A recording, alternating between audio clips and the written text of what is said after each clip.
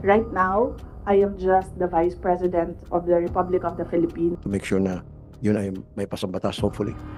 Ating Pangulo, yung magmamadaling samahan ka pag nahihirapan ka, handang magsakripisyo para tulungan ka, handang harapin kahit sino para ipaglaban ka.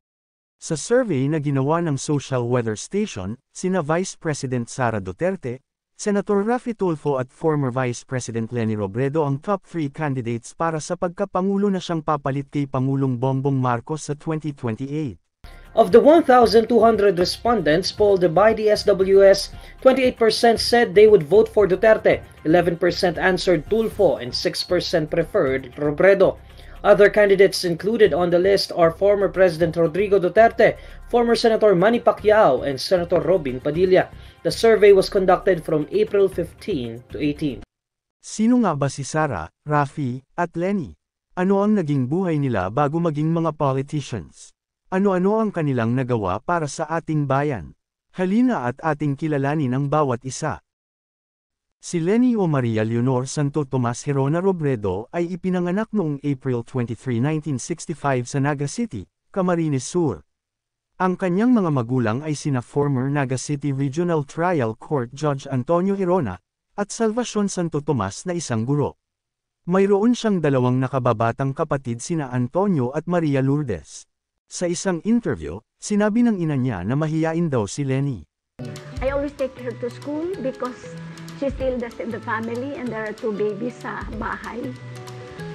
Nauupo lang siya sa one of the chairs ng college class ko. Tapos wala pang technology noon.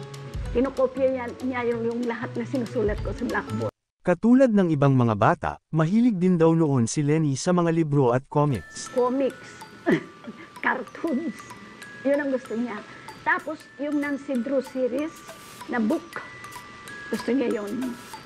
She loved to read when she was a little girl. Mula kinder hanggang high school ay nanatili siya sa Universidad de Santa Isabel. Pagsapit ng kolehiyo ay lumuwas siya ng Maynila at nag-aral sa Universidad ng Pilipinas Diliman ng kursong Economics. Inspired ng kanyang amang abogado, bumalik si Leni sa Naga City para mag-aral ng abogasya sa University of Nueva Cáceres. Pumasok siya bilang researcher sa Bicol River Basin Development Program kung saan nakilala niya ang noon ay program director na si Jessie Robredo. August 18, 1986, yun yung first day of work ko, kung saan si Jessie yung aking boss.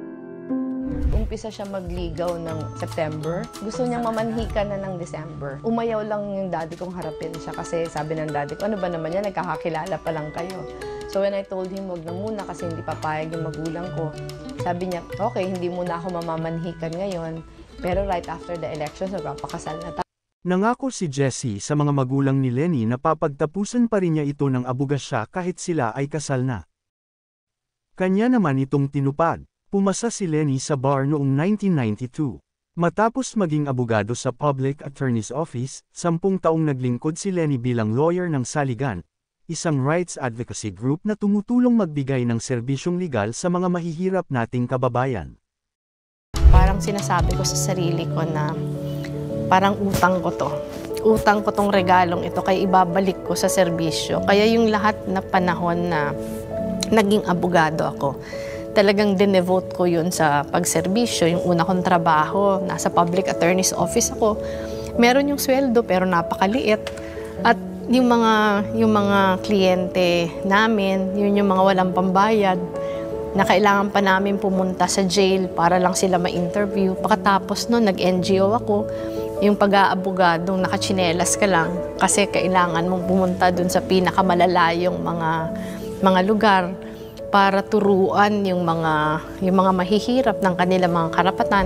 Sa kabila ng paglilingkod sa bayan ng mag-asawa, hindi sila naging pabayang mga magulang sa kanilang 3 anak na sina Aika, Trisha, at Jillian lalo na nang naging DILG Secretary si Jessie Robredo. Sila ay tila larawan ng isang perpektong pamilya hanggang sa subukan sila ng isang napakatinding trahedya na babago sa buhay nila. Ma, sandali lang may inaasikaso ako, tawagan na lang kita. Ito raw ang huling pag-uusap ni na Secretary Jessie Robredo at asawa niyang si Attorney Lenny. Bandang 4:40 ng hapon raw ito noong Sabado, ilang minuto bago bumagsak ang sinasakyang eroplano ng grupo ni Secretary Jessie. Pinakamahirap kasi yung mga anak ko, mga papas girls talaga yon. So yung pinakaunang kailangan ko i-deal with yung grief ng mga bata. Yung sa akin, kailangan magpakita ako ng strength kasi alam ko na magde-derive sila ng strength sa akin. Mahirap yon kasi ayoko magpakita ng weakness. Sa kabila ng pagdadalamati ng pamilya Robredo ay tila isang panibagong hamon ang itinulak sa kanila sa pag-uudyok ng mga nagmamahal kay Secretary Jessie Robredo. Sumugod ang mga taga-suporta niya sa bahay ng mga Robredo dahilan para mag-file sa huling araw si Lenny bilang congresswoman ng 3rd District ng Camarines Sur. Ito ay sa kabila ng makakaharap niya ang influential dynasty ng Villafuerte. Mismong si Lenny ang nagsabi na magiging mahirap ang laban. Ano ang plano mo? I mean, how do you intend to beat Goliath? Ako po kasi yung paniniwala ko, wala sa leaders yung success ng election eh. Ako po ang plano ko talagang sisisid ako until the last voter. Palagay ko po basta maipaabot ko lang sa kanila yung mensahe na gusto kong ipaabot. Ay yung mga paniniwala na dati naman pong paniniwala ng asawa ko sa politika, palagay ko po ma-appreciate nila yun. Nagawa nga niya ang imposible. Nanalo siya sa botong 102,674 na votes laban kay Nelly Villafuerte na may 31,364 na votes. Bilang isang kongresista, bitbit pa rin ni Lenny ang laban ng mga mahihirap nating kababayan. Ilan sa mga batas na inilaban niya ay may kinalaman sa malinis na pamumuno at transparency sa gobyerno, gaya ng Freedom of Information Bill at Bangsamoro Law, People Empowerment Bill, Comprehensive Anti-Discrimination Bill, at co-author ng Anti-Dynasty Bill. Base sa kanyang record sa Kongreso, talagang agenda ni Robredo ang tapat, malinis at mahusay na serbisyo.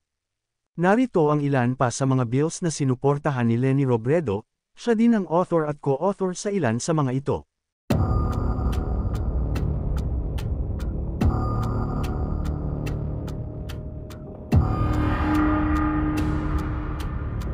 Kilala si Lenny bilang isang simpleng tao. Sa katunayan naging viral pa ang kanyang larawan na kahit kilalang tao ay sumasakay pa rin ito ng pampublikong bus pauwi ng Naga City. Noong una ay walang balak tumakbo sa mas mataas na posisyon si Lenny ngunit sa tulong ng kanyang mga taga-suporta ay tumakbo siya bilang pangalawang pangulo at running mate ni presidential candidate Mar Rojas. Nagtagumpay si Lenny na manalo bilang pangalawang pangulo ng Pilipinas noong 2016. Tinalo niya ang noon ay katunggali na si Bongbong Marcos. Noong 2022 national elections, tumakbo si Lenny sa pagkapangulo ngunit ito ay nabigo. Natalo siya sa ating kasalukuyang pangulo na si Bongbong Marcos.